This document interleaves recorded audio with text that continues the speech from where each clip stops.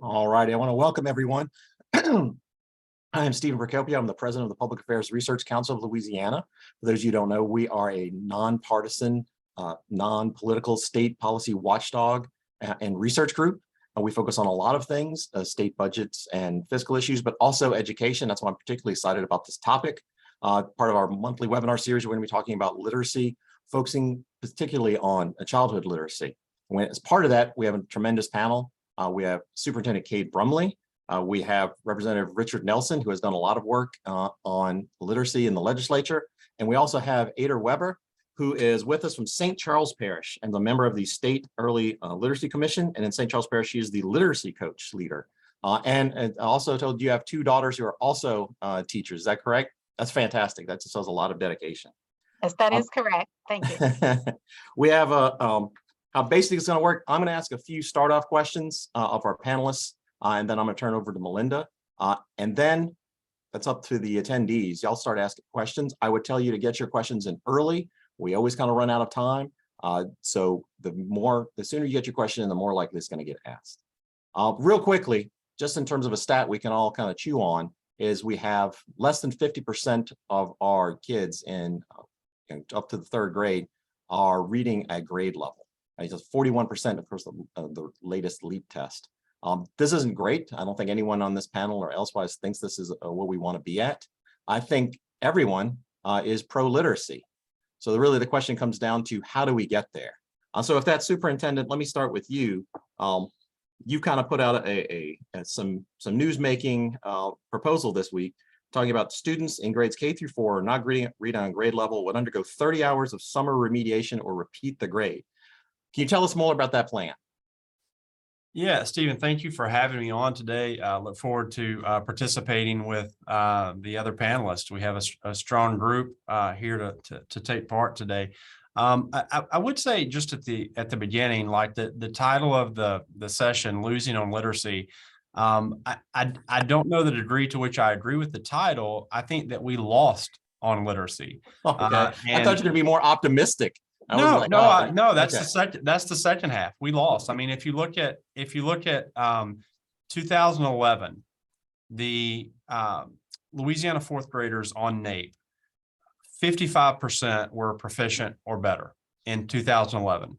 In 2019, 55% were basic or better on reading. So essentially over a decade, we flatlined. If you look at the NAEP score for fourth graders on reading, the average score in 2011 was 210 out of 500. In 2019, 210 out of 500, identical. So we flatlined for a decade. And so we did lose. But now over the last couple of years, I think we are beginning to win. We have implemented a number of the same policies that Mississippi implemented about a decade ago, and they have seen progress. I think in many ways we have been more aggressive than the Mississippi model. And I do believe that this is a place where we should have some level of optimism. I think that those literacy rates will go up. Last year, we saw in grades 3 through 8, a 3% increase year over year for our LEAP results in English. It's the most significant increase since 2016. The one group there where we didn't see an increase was the third graders. And so I keep a sticky on my desk and it says my third and fourth graders will recover. This is my, what keeps you up at night issue is the current cohort of third and fourth graders. Our present fourth graders were first graders when their school year was closed down. The third graders today were kindergartners, and then they had interruptions for a couple of years. We have to be concerned and we have to be laser focused on this year's third and fourth graders. And so I will continue to push on this issue. And thankfully we have, a lot of support. Representative Nelson, for instance, is on the panel today. He's been very helpful. I know we have other legislators probably on the call who have also been helpful. But I think the proposal that you're talking about is just another piece to a broader set of solutions around the literacy crisis that we're facing in our state. What we put out yesterday for the first time is a proposal that says for the next 2 years, the next 2 summers, while we have stimulus dollars available that systems can utilize, every student in grades K through 4, which are pandemic impacted children, at the end of the year, they would take a literacy screener. If they were not on grade level at the end of the year on that literacy screener, they would undergo 30 hours of intervention over the course of the summer, and we would build a resource and support around doing that. If they didn't attend the 30 hours, then they would be retained in the next school year. Students with exceptionalities, that would be an IEP team decision. But we believe that we have to act. We believe we have to continue to call out the literacy crisis. And we believe that our systems have the funding to do this right now. And so we think it's, again, just another piece of a broader set of solutions that are coming forward to overcome the issue. Great. And so, Ada, you're on the ground. You actually have to implement all these proposals and the other ones that have ever been adopted with screening and making sure the teachers are ready. So can you give us perspective what it's going to take to get this done? And are there particular things we need to make sure happen and other traps we just need to be aware of that maybe, us in Baton Rouge are not necessarily following? Thank you, Stephen, again for this opportunity. I'm very excited to be here today. So I really haven't had an opportunity to see the guidance Dr. Brumley has surrounding this policy. However, we always welcome any additional support that students can receive for literacy, and we're all for that. However, in listening to some of Dr. Brumley's thoughts here, we do have stimulus funds. Those have generally already been earmarked for some summer spending intervention that we have. So staffing and funding would be something that we would definitely want to pay close attention to in order to make that feasible for the districts. And then because some of that money is already allocated, and sometimes dealing with students, it's not always a one-size-fits-all approach. We know we have families with different dynamics. So when Dr. Brumley mentioned that if you do the 30 hours are retention, we know we have many students that are spending their summers with a different parent, perhaps in a different state. So we would want to make sure that we are making plans for those students who family dynamics and logistics might prevent them from completing the 30 hours. So for our district, our focus has always been a system of prevention through intervention and to eliminate the need for retention. We've taken a proactive step to develop plans to ensure that we achieve this very important goal for our students. We've enacted the training for our classroom teachers surrounding Act 108. So we are building our teachers and capacity in a prevention model here. And then we've ensuring comprehensive literacy plan is in place by developing our pre-K5 literacy plan. And then we already have implemented summer programs to support our students from pre-K through 3rd grade. We're implementing a strong phonological awareness curriculum in addition to our core curriculum. We have that high quality. And then we have developed intervention blocks throughout the day for our 1st and 2nd grade and 3rd grade students. So these steps have been taken to ensure that all students are accurate and fluent readers by the end of 3rd grade. So we're taking this proactive in nature. We truly believe in the acceleration model prescribed by the State Department that we've been following for the last couple of years. So in most cases, students do not need an entire year at the same grade level. They need that targeted explicit intervention to lift them to grade level content. However, in the event that a student has not really met the critical goals for that, then we're supporting that a decision-making team is involved regarding retention, and that should include the school building level committee, parents, administrators, teachers, and interventionists who are working with those students throughout the year and can best support and make a plan of support for those students. Thank you. And we're going to definitely ask you more questions about how that looks on the ground. But I want to turn to Representative Richard Nelson. So you kind of were part of the legislative squad that started all this, and you actually had a bill, among other bills, to prevent promotion to the 4th grade if 3rd graders are not reading on level. And are you planning to bring that bill back? How does it work with the superintendent's bill? Are there other changes that you see, and how you might bring it back if you do this next year? Yeah, no. So, I mean, that bill was modeled off of the success of Mississippi and Florida. So Florida implemented basically that same policy in 2003, and they're one of the top performing systems in the country now in 4th grade literacy. Also, Mississippi implemented in 2013, and they're obviously right next door to us, and they've seen similar results. I think they had the fastest improvement in fourth grade literacy in the country. So that bill was very, very closely modeled off of what Mississippi did. I plan on bringing it next year. I think that it's really a critical piece. Like the superintendent mentioned, there's a lot of, it's not the only piece of the puzzle. It's just one part of it. And so we've done a lot of the other things that Mississippi did. I mean, some of the other bills that I brought this last session were also modeled on things that Mississippi had done, like requiring certification in, phonics instruction for new teachers, kind of banning these, the non-science and reading based curriculums. These are things that other states have done that have also been successful. And I think we also have the multiple assessments throughout the year, so we kind of can track where students are. So that third grade retention piece, though, is, I think, a critical part of why Mississippi succeeded. I think when you look around the country, other states have adopted similar things to what we've done already. They haven't seen the same results as Mississippi has, because Mississippi had a hard stop that they needed to. The third graders have to be able to pass this test. At least they get multiple chances. I mean, it's not like the LEAP test where you have a bad day and you fail. It's basically at least three tries to pass that reading assessment. And it's really the kids that really absolutely cannot read. Those are the ones that you end up holding back. And it's also not just holding them back. You would hold them back and give them a highly effective teacher. You give them 90 minutes of reading instruction a day. You get better classroom teacher-student ratio. So it's a lot of different interventions that really improve it. I know there's a lot of criticism of how retention impacts kids and whether or not it's good in the long term. But I think when you look at the interventions that are added to it, it's not just saying, hey, you didn't make the cut, we're holding you back. It's really saying, we basically didn't do our job to get you where you needed to be. And so we're going to make sure that you get that. And I think that's an important piece that is part of the bill that kind of gets lost sometime in the headlines. Great. That's fantastic. Thank you for that first round. I think we got a good start at this subject, but we got a lot to talk about. So I'm going to turn it over to Melinda to start asking a few specific questions. And then we already started getting some questions in the Q&A. So we're going to turn it over to that at some point right after she's done. Melinda? Thank you.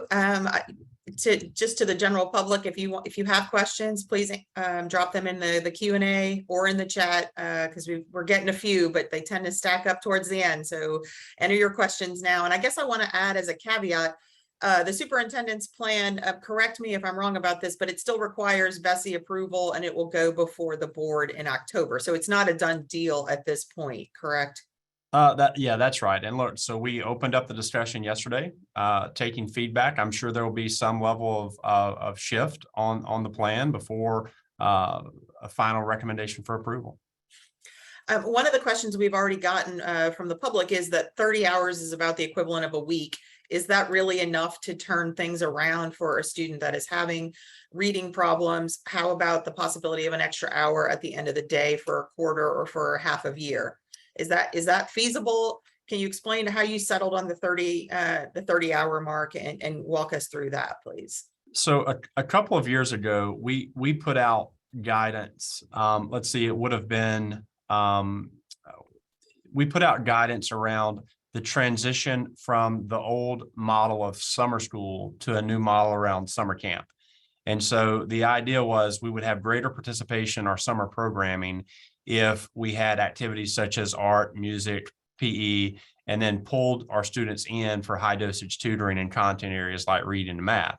As a result of that, and you've seen this covered fairly widely, we have had more participation in summer programs than we know on record. And so that has been really positive. What we also know is that research indicate that 30 hours that's about the right mark. We didn't just say, oh, what's a good number? Is it 10? Is it 50? No, like that's based on research for a summer program in a particular content area. So what would probably happen, students probably would not come in simply for 30 hours of reading intervention. They would probably come in as part of a larger conceptual summer camp feel, where it might be a 3-week or a 4-week program that includes high dosage tutoring, other content areas, as well as electives. Okay. Representative Nelson, I wanted to ask you some questions. The legislature has placed a big priority on reading skills in the last few years. I mean, y'all have done a lot in terms of creating book delivery programs for students that read below grade level.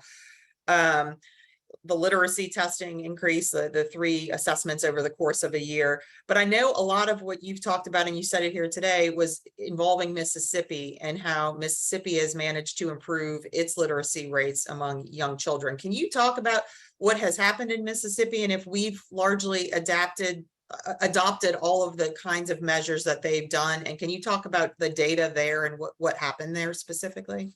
Yeah, so in 2013, Mississippi adopted a kind of a package of literacy changes. One of them was that 3rd grade retention piece, and there's a few other things that they did as well.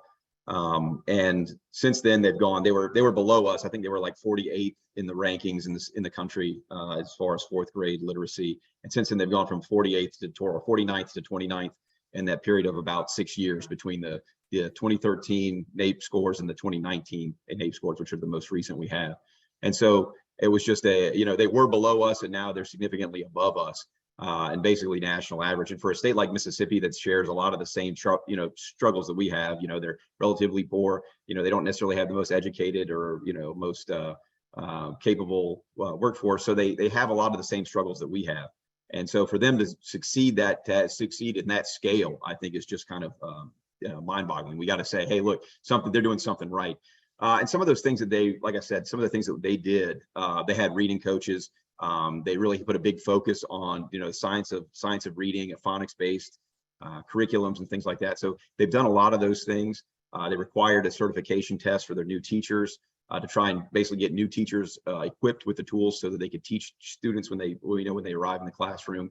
They did a kind of a statewide training of their current teachers in the science of reading and teaching phonics. And so all those things were all part of their package. They did the reading assessments. Most of those pieces we have in place. I would say that 3rd grade retention part, though, is something that we missed. We did not do it this year, but at the end of the day, that Mississippi did that in 2013, basically to be effective in 2015. And that's, in talking with the people from Mississippi and including the lady that put it all in place, she said that's just a key element of it. And when you look at these other states that have, done similar things to what we've done and to what those other elements, they just haven't seen the success that Mississippi or Florida had because they really had a hard stop on, if you can't read at the end of 3rd grade and you repeatedly fail these assessments, then they actually get held back and get that extra intervention. Okay. Ada, I know you and I talked ahead of the webinar about all of the literacy work that you're doing in the St. Charles Parish school system. And you talked about just a lot of trial and error and doing sort of experimental data-driven approaches to try and address reading skills. Can you talk about what you found that has worked for y'all in the district and what hasn't worked so far? And do you think that the new state policies and laws that have been put in place are going to be helpful to improving reading skills? Thank you, Melinda. Yes, I think that my response might have been a little interpreted differently. Not trial and error or experimental. As a matter of fact, we have been very focused and strategic and deliberate with our literacy plan. We definitely have had a relentless focus on intervention within our parish that is that is funded by the majority of local funds. Our board is invested in literacy. Our organization, we're going to continue this laser-like focus in improving our literacy outcomes. We're seeing an increase in our student achievement, and we're going to continue to invest in professional learning around the reading science for our teachers and our core instruction. So we started this about 2019. A little before that, we had already started digging into our own data, asking and challenging with those hard questions. We knew that we needed to increase our student achievement and our gains.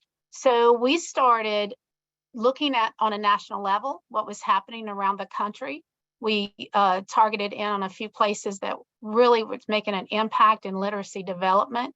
So this wasn't really new information for us. We had already started beginning that. We already identified some areas that we needed. We knew we needed to continue to grow our teachers. We have great teachers. But as we're expanding in our core curriculum to involve reading science, that's an area we really needed to support our teachers and expand their current knowledge in that.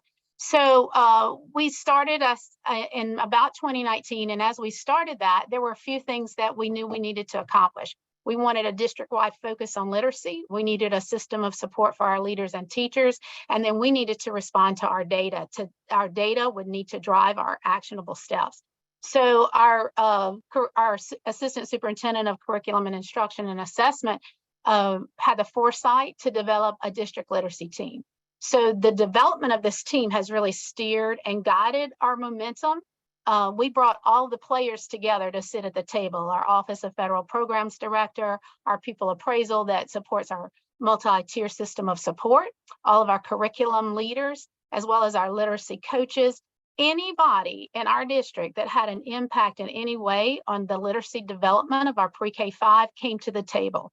And when we came to that table, we identified what are the areas that we need to focus. And I shared that with you already. So we started that system-wide focus on literacy, making sure that we aligned our intervention, our core instruction, and then our professional learning to support our teachers with that, and our interventionists, our special educators. And so we now aligned everything to move in the same direction, because when we know that we have that alignment, then we definitely move.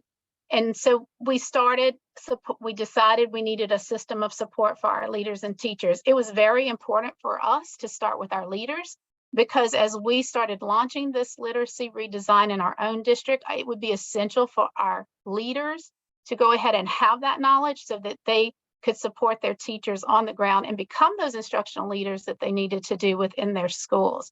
We also had the opportunity to develop the literacy coach leader position. And we've been working with the literacy division at the State Department to make sure that we're creating this role that will support administrators, it's leader facing, to collect the science around reading, the data around the science of reading, and then support those leaders within their buildings and looking at their data and making their own literacy plans for their buildings. So, and if I could say right here, that's one of the biggest things that I could advocate for the state, is to continue supporting the idea of literacy specialists within districts. And currently there's state funding for that. We need to continue to support that, because these literacy specialists are people that will take and synthesize all of that information, support leaders on the ground within their buildings to support their teachers. We also decided we have an outside consultant. She's been on the ground with us the last 2 weeks that supports our core instruction. She comes in and she helps our leaders at each school. We customize that support by school levels, by grade levels, because our logistics are different within our different school walls. So that consultant is working with us to support and customize areas that for professional learning within the schools. We also have instructional coaches in our schools that are trained. They know our core instruction. They're there on the ground to support these classroom teachers and our leaders. Then the biggest thing is you have to look at your data. You have to be real, you have to question your data, and you have to challenge. And so we are responding to our data. One example of looking at our data and responding to it, we started really tracking our kindergarten readiness data. And we just didn't see we don't have a mandatory preschool, but our district did. In addition to our federal classes, our district made a commitment. Dr. Ordenling was able to increase pre-K classes for 4-year-olds at every elementary school. So while we still don't have universal preschool in our district, we are supporting more students than we ever have. We're working tightly and closely with our network daycare centers. So we just kept looking at that kindergarten readiness data, and we knew that if we can't get that increased right as they come into kindergarten, they had to be strong and ready to go. So in talking with our classroom teachers, we saw that there was just not the development in phonological awareness at the preschool level or in the early kindergarten level that we needed to see. So we analyzed our data. We looked across to see what we needed to do. When we came back from IDA, we had already lost some an additional time with our students. So we made a district decision, twofold. We needed to repair this potential loss for our students all the way up to 3rd grade. Because as you all said earlier, that we have students, Dr. Bromley said 3rd and 4th grade students are where we really need to be focused. And we definitely agree with that. So we had students in that mix that we knew missed some phonological awareness. So we could not take for granted that we needed to continue to do And that. if I could step in for a second, could you give us a scope, like about how many students are we talking about in your school district? We Roughly, like, have, you're getting remediation or on a plan, or a size of what you're dealing with. for like each school or district wide. District wide, well, whatever one you have the numbers for. I was Yeah. thinking district wide. So we definitely have intervention support of at least 20 to 30% at every school, but it goes by grade level. So we Okay. definitely target our first grade and our second grade. And then we target all of those, but we support our first and second graders with targeted assistance and So- strengthening. Am I interpreting that correct? You said 20 to 30% of the students might be undergoing some type of literacy remediation. Okay, explain it for me. No, we start by screening and looking Okay. at that percentage at each school. And from there, then we identify the students that need Okay. that Okay. additional targeted support. All right, great. Okay, Melinda. So if Okay. you're below basic on our benchmark, we're looking at our universal screener. So anyone below basic is Mhm. receiving additional support. Okay, all right. Okay. I think we have a lot of questions that involve Superintendent Brumley and his plan that he announced yesterday. So I'm going to send a couple of them to you at once because I think they sort of dovetail. One question was the summer camp programs that you were referencing have a lot of participation, but is there data that shows that those programs have actually had an impact on student reading proficiency? And can you please define what you mean by the term high dosage tutoring? Yep, thanks. I think that they have had an impact. Well, for one, with the 4 billion, that's billion with a B, stimulus dollars that the state of Louisiana received. One of the things that we are supposed to do is to provide additional time on task. And one of the ways in which we've done that is through summer programming.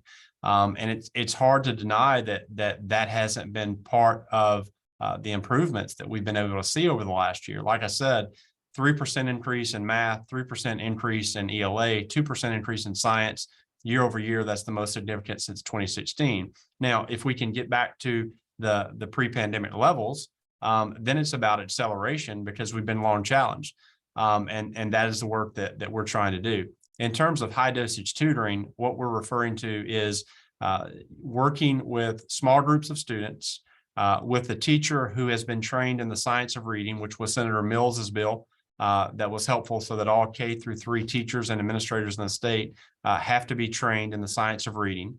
And having those students in small groups with someone trained in the science of reading, intervening on their specific deficit areas. And so that's what we mean by high dosage tutoring.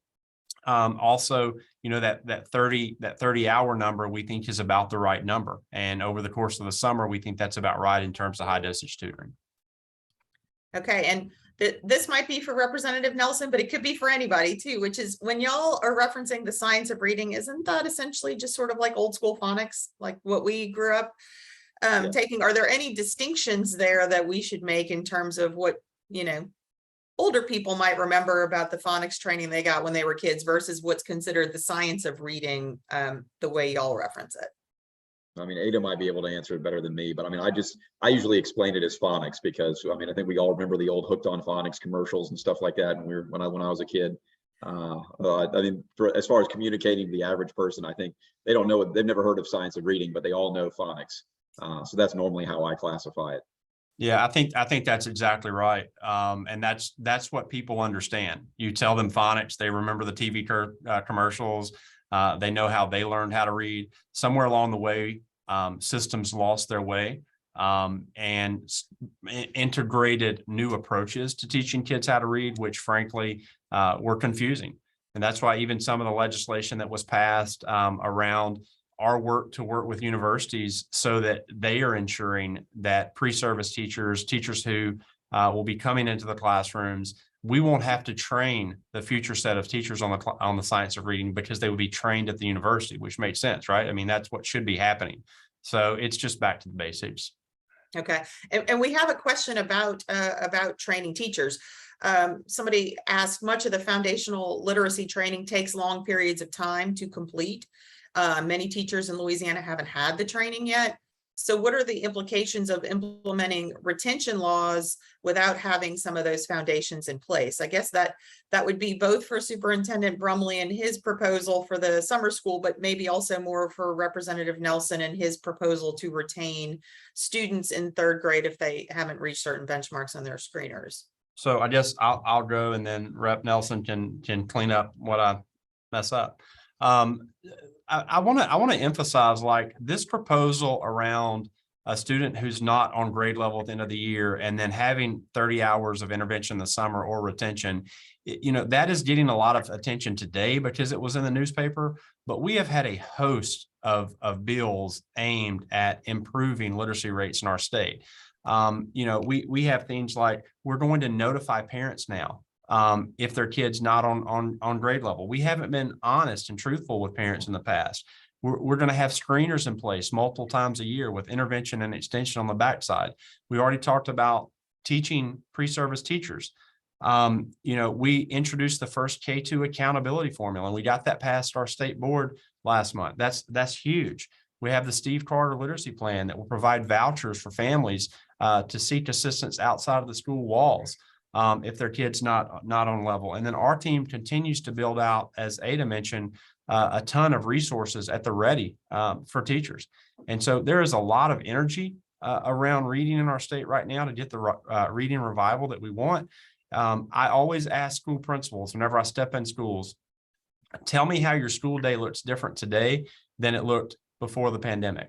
And if the day looks the same today in terms of its structure that it looked before the pandemic, I would suggest that they're not being responsive to the needs of the students. And thankfully, these days are looking different because we've invested time and resource and support to transform the way in which our schools are approaching the day.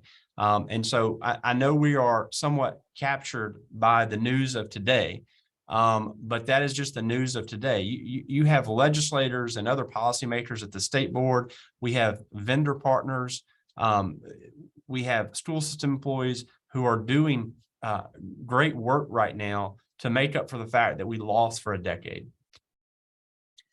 And Representative Nelson, do you want to talk about your legislation in terms of how do you start holding students back if the teachers haven't been trained properly on teaching the science of reading?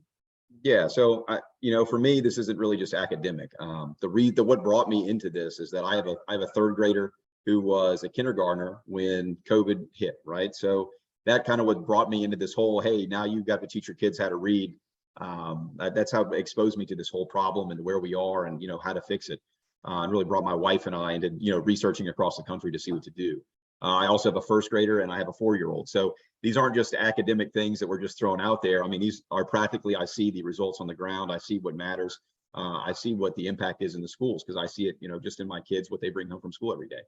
And I think that with the third grade retention bill, it was a delayed, even if it would have passed last year or in the last session, it wasn't going to happen for 2 years. And so we put a lot of these pieces in place and we delayed the implication or the implementation of it so that you have time for those all the teachers to get trained, to have certification, to get the curriculum up to date, to have those literacy coaches deployed, to have a lot of these interventions that we've been in the process of putting out, that we have that in place by the time that it actually starts having that retention effect. And so it was always delayed, and that was the goal. Is basically you have a runway so you can prepare the kids, so you can prepare the teachers, and you can prepare the systems to actually be ready for it when it came time to happen. And I think that's the same way it didn't happen in Mississippi. They passed the bill in 2013, and they didn't actually implement the retention piece of that until 2015. And I think that's the responsible way to do it. And I don't think that would change even if I brought the bill again this year, or when I plan on bringing the bill again this year or next year. Ada, let me ask you this. It may seem like a basic question, but what is the specific problem? Why is it so hard to make improvements on the literacy front? Is it about people not getting enough reading skills at home before they get to school? Is it about teachers not having the right training? Is it just a host of problems that have led us to this point? I mean, obviously COVID sort of worsened this, but we had this problem before the pandemic ever started. So can you pinpoint what problems you see that that students face when they get to your schools? Learning to read is complex. We've got decades of research to guide us in knowing how students best learn to read something. And moving that research, though, into practice becomes challenges. We have students that learn things in isolation and then the transference of those to a comprehensive skill. So we're really great at teaching those things. A lot of times it's in the application and the transference. And we believe that first step is developing the shared understanding of what the research is saying and are not saying. And from there, supporting our teachers and instructional leaders with improving their practices. So a lot of the things that we have talked about here today, continuing to support our teachers with the reading science that is out there, helping them transition and help students make that transference will give us great gains in student achievement. Okay, and we have a question from the public that I hope may lead to something good. Superintendent Brumley, that there's a question that asks, how can nonprofits support these efforts? It sounds like people out there want to engage and assist.